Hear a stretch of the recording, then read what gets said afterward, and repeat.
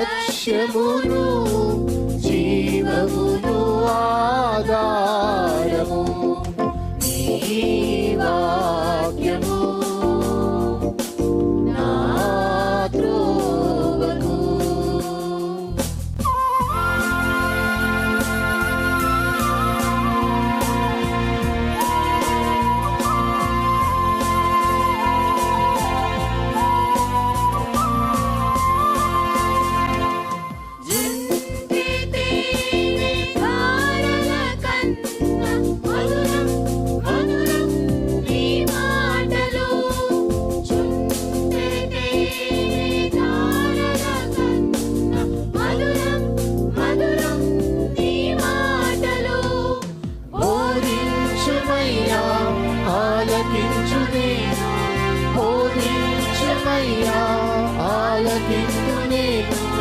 అనుసరింతునయ్యా ఆత్మశక్తితో, అనుసరింతునయ్యా.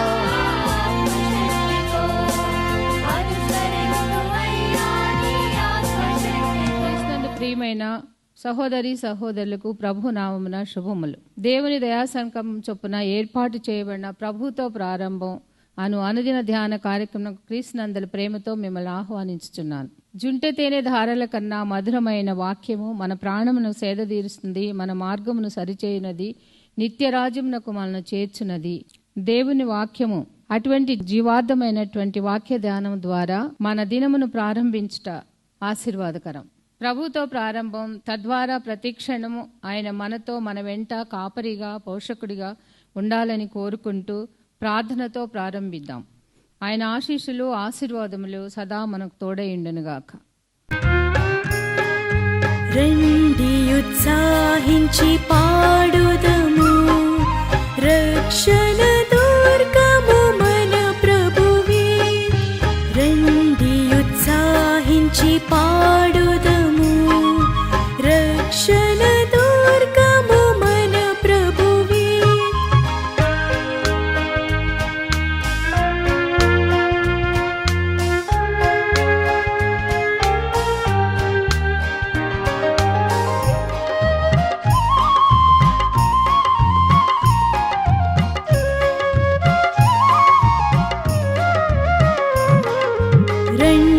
కృతజ్ఞత స్తోత్రముతో రారాజు సన్నిధికి కుదము, సత్ప్రభు నామము కీర్తనలన్ సంతోషగానము చేయుదము. రండి ఉత్సాహించి పాడుదము, రక్షణ దుర్గము మన ప్రభువే.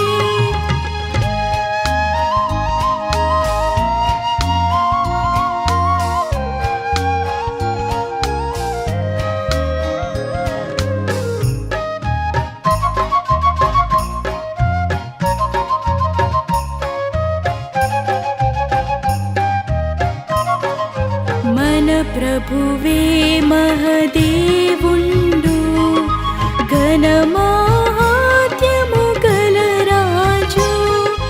భూమ్యాగాధపు లోయలను భూధర శిఖరములాయనవే. రండి ఉత్సాహించి పాడుదము, రక్షణ దుర్గము మన ప్రభువే. క్రీస్తునందు ప్రియమైన దేవుని సంగమా, మరొక నూతన దినమును దేవుడు మనకు అనుగ్రహించాడు. ప్రభుతో ప్రారంభం, అనుదిన ధ్యానం, ఆత్మకు క్షేమం. ఈ జూలై మాసంలో 18వ కీర్తన ఆధారంగా ధ్యానములు కొనసాగుటకు దేవుడు మనకు అనుగ్రహించిన ఒక సదవకాశాన్ని బట్టి దేవునికి స్తుతులు చెల్లిస్తున్నాను. దావీదు జీవిత అనుభవాల నుంచి కొన్ని సాక్ష్యాలు, అవి సాదృశ్యంగా మన జీవితాలకు మరి అన్వయింప చేసుకున్నప్పుడు, మనము ఎదుర్కొంటున్న సమస్యలు వాటిలోంచి విడిపించినప్పుడు దావీదు వలె దేవునికి కృతజ్ఞతలు చెల్లించుటకు మనకు దేవుడు అనుగ్రహించిన మార్గసూచికలు. రండి కలిసి దేవుని ప్రార్థిద్దాం, దేవుని వాక్యాన్ని ధ్యానం చేద్దాం, ప్రార్థించిద్దాం. కృపగల దేవా దయగల తండ్రి, మీ పాదములకు స్తోత్రము చెల్లిస్తున్నాం నాయన. నీ ఉచితమైన దయా సంకల్పాన్ని బట్టి మమ్మల్ని ప్రేమించి ప్రోత్సహిస్తూ అనుగ్రహిస్తున్న దీవెనకరమైన సువర్తమానములు బట్టి ప్రభాస్తుతులు చెల్లిస్తున్నాం. నీ లేఖనాల్లోంచి ప్రభ మాకు అనుదినము వినిపిస్తున్న ఈ వర్తమానములు ఆనాటి దావీదు జీవిత సాక్ష్యం మాత్రమే కాదు, మా జీవితానికి అవి సాదృశ్యాలు. కాబట్టి ఆలకించి అన్వయించుకునే అనుభవాన్ని మాకు అనుగ్రహించమని వేడుకుంటూ మా రక్షకుడిని యేసు నామమున అడిగి వేడుకొంచున్నాం తండ్రి, ఆమేన్. స్నేహితుల 18వ కీర్తన ఉపోద్ఘాతాన్ని నిన్నటి దినం మనం ధ్యానం చేశాం. మొదటి వచనం మరి ఒకసారి చదువుకుంటే, యెహోవా నా బలమా, నేను నిన్ను ప్రేమించుచున్నాను. రెండవ వచనం కూడా, యెహోవా నా శైలము, నా కోట, నన్ను రక్షించువాడు, నా కేడము, నా రక్షణ శృంగము, నా ఉన్నత దుర్గము, నా దేవుడు, నేను ఆశ్రయించి ఉన్న నా దుర్గము. ఎన్ని మాటలు, చాలా మాటలు కదండి. ఈ కీర్తన గతంలో నేను చెప్పిన రీతిగా సమూయేలు 2వ గ్రంథం 22వ అధ్యాయం మరి దాదాపుగా ఒకే పోలికతో, ఒకే భావముతో, ఒకే సందర్భంలో వ్రాయబడ్డవిగా మనము నిన్న జ్ఞాపకం చేసుకున్నాం. మరి ఇక్కడ వ్రాయబడ్డ ఉపోద్ఘాతము అక్కడ 22వ అధ్యాయంలో సమూయేలు గ్రంథంలో అది మొదటి వచనముగా భావించబడింది. మరి ఇక్కడ 22వ అధ్యాయము సమూయేలు 2వ గ్రంథము లో వ్రాయబడిన మొదటి వచనము ఉపోద్ఘాతం అయితే, 2వ వచనము యెహోవా నా శైలము, నా కోట, నా రక్షకుడు, నా దుర్గము, నేను ఆయన ఆశ్రయించుదును. అదే మాట ఇక్కడ 2వ వచనముగా ఉంది. మరి మొదటి వచనం ఏంటి ఈ కీర్తనలో అంటే, ఒక అనగా అక్కడ లేని ఒక మాట ఇక్కడ వ్రాయబడినది ఏంటంటే, యెహోవా నా బలమా, నేను నిన్ను ప్రేమించుచున్నాను. 18వ కీర్తనలో కనిపించిన ఈ మొదటి పదము, ఈ మొదటి వచనము 22వ అధ్యాయము 2వ సమూయేలు గ్రంథంలో కనిపించదు. కాబట్టి ఆ వచనం, ఆ మొదటి వచనముగా ఉపోద్ఘాతాన్ని అక్కడ పొందుపరిచారు. సో ఈ నేపథ్యంలో ఈ క్రొత్తగా ఈ అడిషన్స్ కానీ లేకపోతే కొన్ని తొలగింపులు కానీ కారణం నేను చెప్పాను. స్క్రైబ్స్, ఈ రచయితలు ఎవరైతే ఉన్నారో, ఎత్తి రాస్తున్నారో వారు ఆ భావ వ్యక్తీకరణకు కొన్ని పదాలు జోడించారు, కొన్ని పదాలు తొలగించి ఉండవచ్చు. కాబట్టి ఇది యాడెడ్ ఇన్స్క్రిప్షన్గా మనం భావించవచ్చు, లేకపోతే యాడెడ్ ఇంట్రడక్టరీ వర్డ్గా భావించవచ్చు. అక్కడ లేనిది ఇక్కడ 18వ కీర్తనలో ఉంది. ఏమంటే, యెహోవా నా బలమా, నేను నిన్ను ప్రేమించుచున్నాను. I love you my lord, you are my strength. I love you my lord, you are my strength. ఆ స్ట్రెంగ్త్ ఏమిటో దాదాపు 2-3 వచనాల్లో మనకు కనబడుతున్నాయి. కానీ ముందుగా ఈ మొదటి వచనాలు ఒకసారి జ్ఞాపకం చేసుకుంటే, దేవుణ్ణి ప్రేమించడానికి ఒక రీజన్ అక్కర్లేదు. వాస్తవంగా అయితే దేవుణ్ణి ప్రేమించడానికి ఒక రీజన్ అక్కర్లేదు. ఎందుకంటే he's all in all for us. ఆయన లేకుండా మనం లేము. సామ్ 100 కదండి, అక్కడ ఆయన మా సృజించు ప్రజలము, ఆయన మేపు గొర్రెలము, ఆయన పాలించు ప్రజలము, ఆయన మేపు గొర్రెలము అంటాడు. కాబట్టి మనల్ని సృష్టింపచేసింది ఆయన, మనల్ని జీవింపచేస్తుంది ఆయన, మనల్ని పోషింపచేస్తుంది ఆయన, మనల్ని భద్రపరుస్తుంది ఆయన, కాపాడుతుంది ఆయన. మన జీవితానికి మూలము, ముఖ్యము ఆయనే. క్రొత్త నిబంధన ప్రజంగా ఇహమందు పరమందు కూడా మనకు నివాసాలు సిద్ధపరిచింది ఆయనే, శాశ్వత స్థానం ఆయనే. Do we need any particular reason to thank God? ఒక చిన్న ఎగ్జాంపుల్ చెప్తాను. రహదారిలో మనం వెళ్తుంటాం, ప్రతిరోజు ప్రయాణం చేస్తుంటాం. కొన్నిసార్లు హైవేలో కూడా ప్రయాణం చేస్తుంటాం. చాలాసార్లు వెళ్తుంటాం, వస్తుంటాం. ఒకరోజు అకస్మాత్తుగా ఒక చిన్న ప్రమాదం మనకు ఎదురవుతుంది. ఒక ప్రమాదం ఎదురవుతుంది. ఆ ప్రమాదంలో కొన్ని గాయాలు అవుతాయి. ఆ గాయాలైనప్పుడు హాస్పిటల్ పోయినప్పుడు అప్పుడు వాళ్ళు వచ్చినప్పుడు దేవుడు గొప్ప ప్రమాదం నుంచి తప్పించాడండి, ప్రాణాలు పోలేదు, కేవలం చిన్న చిన్న గాయాలు మాత్రమేనే అని చెప్తారు. మనం కూడా అదే భావిస్తాం. అనగా ఒక సంఘటన జరిగి ఆ సంఘటనలోంచి తప్పించబడ్డప్పుడు దేవుడు మమ్మల్ని తప్పించాడు అనే భావన మనం వ్యక్తపరుస్తాం. కానీ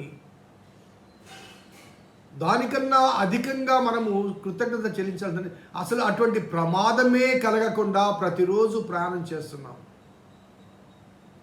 ఒక దినమున ప్రమాదం కలిగింది కాబట్టి ఆ ప్రమాదంలోంచి దేవుడు కొన్ని గాయాలతో తప్పించాడు కాబట్టి వచ్చి కృతజ్ఞత కూడిక పెట్టుకుంటాం, కృతజ్ఞత కానుకలు సమర్పిస్తాం, కృతజ్ఞత చెల్లిస్తాం. దేవుడు నా గొప్ప మేలు చేశాడు, నన్ను కాపాడాడు. ప్రతిరోజు కాపాడుతున్నాడు ఆయన. ఆ రోజు మాత్రమే కాదు, ఆ రోజు గాయాలయ్యాయి, అంతకుముందు రోజుల్లో అసలు గాయాలే కలగలేదు కదా, ప్రమాదమే కలగలేదు కదా. అలాగే కొన్ని బలహీనతలు, జబ్బులు వస్తాయి, హాస్పిటల్కి వెళ్తాం, ట్రీట్మెంట్ తీసుకుంటాం, ప్రార్థన చేస్తాం, దేవుడు బాగు చేస్తాడు. ఒక చిన్న ఎగ్జాంపుల్ నేను కృతజ్ఞత కానుకల సమయంలో ఎప్పుడు చెప్తుంటాను. ఒక సోదరి హార్ట్ ఆపరేషన్ జరిగించుకొని దాదాపు 5-6 లక్షలు ఖర్చు పెట్టుకొని వచ్చి చర్చిలోకి వచ్చి ఒక 1000 రూపాయలు కానుక చెల్లించింది. సో వెనక ఉండే పెద్దలు వాళ్ళు ఎప్పుడు కూడా ఆరాధన మీద ధ్యాస ఉండదు, అక్కడ జరిగే కార్యకలాపాల మీద జోకులు వేసుకుంటూ నవ్వుకుంటూ ఉంటారు. వారి పని అది. ఒక ఆయన ఉండి హాస్పిటల్లో నిన్న 5 లక్షలు బిల్లు కట్టిందండి, ఇక్కడికి వచ్చి చూసిన 1000 రూపాయలు ఇచ్చింది. ఏం భక్తి అండి వీళ్ళది అంటూ కొద్దిగా వ్యంగ్యంగా మాట్లాడడం, మిగతా వాళ్ళు నవ్వడం. ఆ పక్కనే కొడుకు కూర్చున్నాడు, చిన్నపిల్లడు. డాడీ ఆంటీ 1000 రూపాయలు కానుకేసింది, మరి నువ్వేం వేస్తున్నావు డాడీ అని. అరే ఆంటీకి పెద్ద ప్రమాదం జరిగిందిరా, చచ్చిపోవాల్సింది, ఆపరేషన్ జరిగించుకొని కోలుకుందామే, అందుకని దేవుడు తప్పించాడు, కాపాడాడు కాబట్టి కృతజ్ఞత కానుక చెల్లించింది. అంటే ఈ బాలుడు అమాయకంగా అడిగే ప్రశ్న, డాడీ ఆంటీకి గుండె జబ్బు వచ్చింది, బాగైంది, కృతజ్ఞత చెల్లించింది, నీకు గుండె జబ్బు రాలేదు కదా, మరి నువ్వు కృతజ్ఞత చెల్లించవా? వచ్చి బాగైనందుకు మాత్రమే కృతజ్ఞత చెల్లిస్తామా, లేకపోతే అతను రాకుండా దివారాత్రులు మనం కాపాడుతున్నందుకు కృతజ్ఞత చెల్లిస్తామా? ఒకసారి ఆలోచించండి. So do we need a reason to thank God? దేవునికి స్తుతులు చెల్లించడానికి ఒక రీజన్ కావాలటండి. I'm not talking about the money or offering what you are giving. కానుక గురించి నేను మాట్లాడలేదండి. కృతజ్ఞత ముఖ్యం. ఇంకా మీకు అర్థం కావాలంటే 10 మంది కుష్ఠరోగుల వృత్తాంతం మనకు తెలుసు. ఆ 10 మంది వస్తే యేసయ్య అంటాడు, మీరు దేవాలయంలోకి వెళ్ళి యాజకుని కనపరుచుకొని ఆ ఆలయంలో చెల్లించాల్సిన ధర్మం మీరు చెల్లించండి. అక్కడ అనగా కుష్ఠరోగం బాగైన తర్వాత దేవాలయంలోకి వెళ్ళి యాజకుని చూపించి, యాజకుడు పరీక్షించి కుష్ఠరోగం లేదని డిక్లేర్ చేసిన తర్వాత అక్కడ కొంత కానుక చెల్లించాలి, బలి అర్పణ జరిగించాలి. సో వాట్ ఎవర్ టెంపుల్ ధర్మశాస్త్రంలో ఏదైతే వ్రాయబడిందో ఆ విధి విధానాలు ఆలయంలో చెల్లించాలి. సో ఈ 10 మంది వెళ్తున్నారు, ఆలయానికి వెళ్ళిన తర్వాత అక్కడ ఆ యాజకుడు చూచి పరీక్షించి చెప్తాడు, వారు వెళ్ళుచుండగా శుద్ధులయ్యారు. So naturally their concentration is to go to the temple and pay them whatever prescribed. ఆ దహన బలి కానీ, పశ్చాత్తాప బలి కానీ, పాపపరాధ బలి కానీ, కృతజ్ఞతార్పణ కానీ ఏదైనా కానీ అక్కడ చెల్లించాలి. అప్పుడు యాజకుడు డిక్లేర్ చేస్తాడు, హీఈస్ క్లీన్ అని చెప్పి సర్టిఫికేట్ ఇస్తాడు. He's permitted to stay in the city along with the people. Otherwise ఊరి వెలుపల ఉండాలి. కానీ ఈ 10 మందిలో ఒకడు మాత్రం వెనక్కి వచ్చి యేసయ్యకు కృతజ్ఞతలు చెల్లించాడు. ఆలోచించండి, మిగతా 9 మంది కృతజ్ఞత అర్పణలు చెల్లించారు. ఈ ఒకడు వెనక్కి వచ్చి కృతజ్ఞతాస్తుతులు చెల్లించాడు. యేసుప్రభు వారు దేన్ని మెచ్చుకున్నాడండి? 10 మంది శుద్ధులేరు కారా? ఈ సమరేయుడు తప్ప, ఈ అన్యుడు తప్ప దేవుని స్తుతించడానికి. సో నేను మాట్లాడుతుంది కృతజ్ఞార్పణల గురించి కాదండి, కృతజ్ఞతాస్తుతుల గురించి. సో మన జీవితాలు అనగా ఈ మాటను జ్ఞాపించే యెహోవా నా బలమా నేను నిన్ను ప్రేమించుచున్నాను. ఈ మాట ఇక్కడ అడిషనల్గా లేకపోతే యాడ్ చేయడం కాదంటే irrespective of the problems and God's protection కింద వ్రాయబడ్డ ఈ అంశాలన్నిటికీ ఉపోద్ఘాతం ఏంటంటే వాటన్నిటిగా ముందుగా నేను నిన్ను ప్రేమిస్తున్నానయ్యా. నువ్వు కాపాడినవన్నీ ఇక్కడ ఉన్నాయి కింద, కానీ వాటన్నిటికన్నా ముందుగా నేను నిన్ను ప్రేమిస్తున్నాను. I love you lot. ఎందుకంటే నేను నా దేవుడిని ప్రేమించక ముందు నా దేవుడు నన్ను ప్రేమించాడు. నేను నా దేవుడిని ప్రేమించక ముందు నా దేవుడు నన్ను ప్రేమించాడు. ఆ దేవుడు ప్రేమించాడు కాబట్టి రక్షణ కార్యాన్ని ఆయన జరిగించాడు. ఆ రక్షణ కార్యాన్ని నేను అంగీకరిస్తే రక్షించబడతాను. అనగా నేను రక్షించబడటానికి ఆ రక్షణ అంగీకరించాలంటే రక్షణ కార్యం జరిగించబడాలి. కాబట్టి నేను దేవుని అంగీకరించక ముందు నన్ను అంగీకరించి నాకు బదులుగా ఆయన రక్షణ కార్యం జరిగించాడు. సో ఆయన వైపు నుంచి మొదటి స్టెప్ ఆయన నన్ను ప్రేమించాడు. నేను ప్రేమించే దానికి ముందుగా అనగా నేను ప్రేమించటకు ముందుగా నేను ప్రేమించబడ్డాను. అండ్ హీ సేస్ యెహోవా నా బలమా. నా బలం అంటే నీవు తప్ప నాకు వేరే స్ట్రెంగ్త్ లేదు. నీవు లేకపోతే నేను బలహీనుడను. కాబట్టి నాకు ఆధారము నువ్వే, ఆది నువ్వే, ఆధారము నువ్వే, అన్నీ నువ్వే. సో నిన్ను బట్టి నేనున్నాను. ఇంకొక మాటలో చెప్పాలంటే ఆ కాళ్ళలో నడవలేని వాడు సంకళ్ళ కింద కర్రలు పెట్టుకుని ఏ రీతిగా వాటి సపోర్ట్తో ఉంటాడో ఆ రీతిగా దేవుడు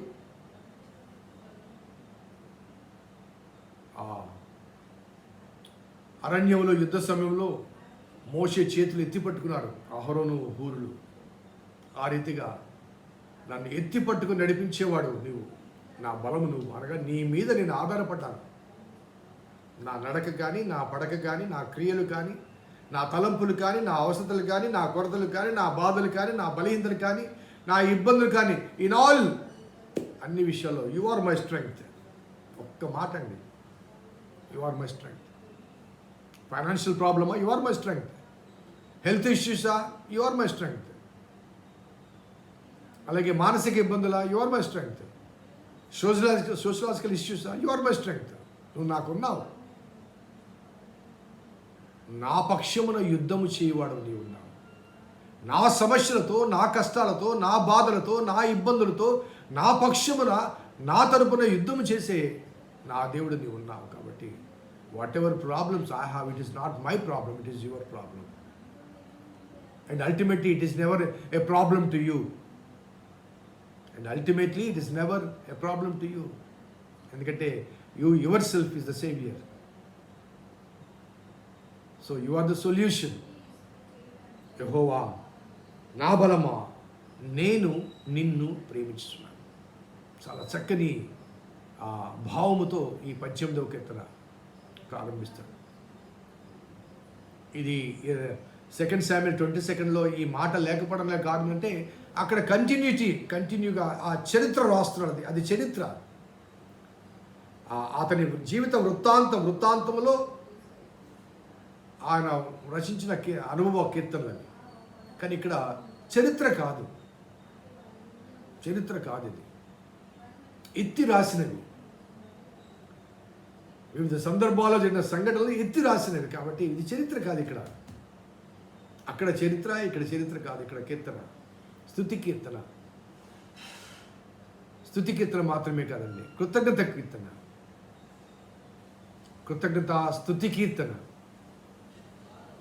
దావీదు అనుభవం మనకు ఆశీర్వాదకరం, సాదృశ్యం. మనము కూడా ఎల్లవెల్లా దేవునికి కృతజ్ఞత కలిగి ఉండాలి. కృతజ్ఞత కానుకలు చెల్లించాలి, చెల్లించకూడదని కాదు. కానీ కృతజ్ఞత కానుక చెల్లించి ఇక అంతటితో ముగించడం కాదు. కృతజ్ఞతాస్తుతులు చెల్లించి కృతజ్ఞతా భావముతో ఎల్లవెల్లా దేవుణ్ణి అనుసరించాలి. ఎందుకంటే ఆ జీవితం ఆయన చేత కాపాడబడి మనకు అనుగ్రహించబడిన జీవితం కాబట్టి ఆ కాపాడబడిన ఆ జీవితం మనది కాదు, ఆయన ఇచ్చింది. కాబట్టి ఎల్లవేళ కృతజ్ఞతాస్తుతులు మన హృదయంలో ఉండాలి. ప్రార్థన చేద్దాం. కృపగల దేవా, దయగల తండ్రి, మీ పాదములకు స్తోత్రము చెల్లిస్తున్నాం నాయన. నీ ఉచితమైన దయా సంకల్పాన్ని బట్టి మమ్మల్ని ప్రేమించి ప్రోత్సహిస్తూ అనుగ్రహిస్తున్న అనుదిన దీవెనకరమైన మాటలు బట్టి స్తుతులు చెల్లిస్తూ నీ లేఖనాల్లోంచి మాకు వినిపించిన ఈ సువర్తమానం మా ఆధ్యాత్మిక జీవితానికి మార్గసూచికలు ప్రభా స్తుతులు చెల్లిస్తూ దావీదు వలె మేము కూడా ప్రభా కృతజ్ఞత స్తుతి హృదయాలతో సదా నిన్ను కలిగి నిన్ను కొనియాడి నీలో కొనసాగుటకు మీ కృప దయచేయండి. మా రక్షకుడైన యేసు నామమున అడిగి వేడుకొంచున్నాం తండ్రి. ఆమేన్. తండ్రి, కుమార, పరిశుద్ధాత్మ త్రియేక దేవుని దీవెన ఈ వాక్యం విన్న బిడ్డలకు, వాక్యాభిలాషులకు, వారి కృతజ్ఞతాపరమైన జీవితానికి సదా తోడేయునుగాక. ఆమేన్. God bless you. దేవుడు దీవించండి.